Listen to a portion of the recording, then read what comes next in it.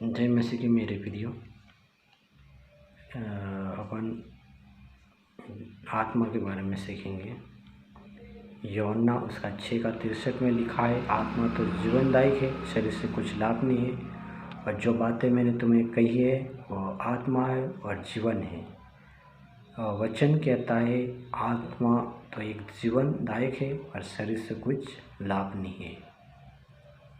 आज की स्थिति में हम देखते हैं लोग शरीर के अनुसार जीते हैं, आत्मा के अनुसार नहीं जीते हैं, क्योंकि परमेश्वर एक आत्मा है और आत्मा के अनुसार जीना चाहिए। और परमेश्वर कहता है, परमेश्वर तो एक आत्मा है और उसकी महिमा आत्मा और सच्चाई से करनी चाहिए, क्योंकि परमेश्वर एक आत्मा है और आत्मा के अनुसार ही हम जिए तो परमेश्वर से संपर्क कर सकते हैं।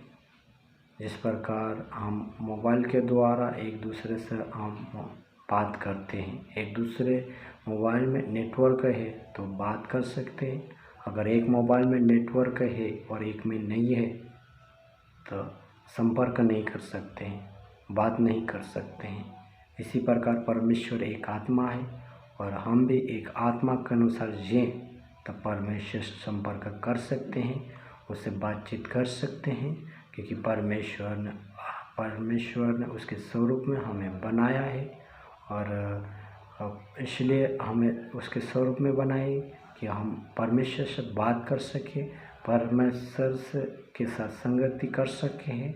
हम देखते हैं किसी जीव जंतु या जानवर, किसी जीव में आत्मा नहीं है, पर हमें परमेश्वर ने आत्मा दिया है, क्योंकि हम परमेश्वर से बात कर सकें, परमेश्वर के साथ वार्तालाप कर सकें, परमेश्वर की इच्छा को जान सकें।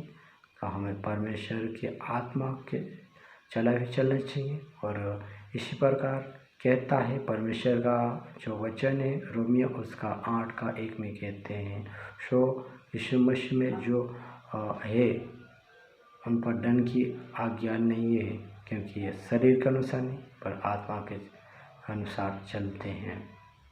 क्योंकि जो मसीह में है वो आत्मा के अनुसार चलते, वो शरीर के अनुसार नहीं पर आत्मा के चलाए हुए चलते हैं। और रोमियो उसका 8:14 में कहते हैं, जो लोग आत्मा के चलाए चलते हुए परमेश्वर के पुत्र हैं।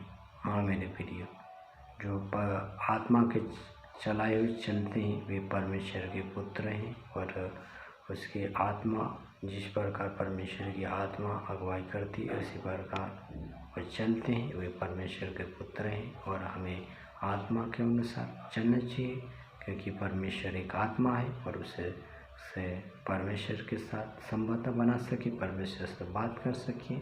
क्योंकि हमें परमेश्वर ने इसलिए आत्मा दिया कि हम परमेश्वर के साथ संगति कर सके, परमेश्वर से बात कर सके। और परमेश्वर ने उसके स्वरूप में हमें बनाया है, क्योंकि परमेश्वर वो जानता है हम एक मनुष्य हैं, पर हम आत्मा के अनुसार जिए तो परमेश्वर के साथ वार्तालाप कर सकते हैं और जी सकते हैं, परमेश्वर की आत्मा के चलाए हुए चल सकते हैं।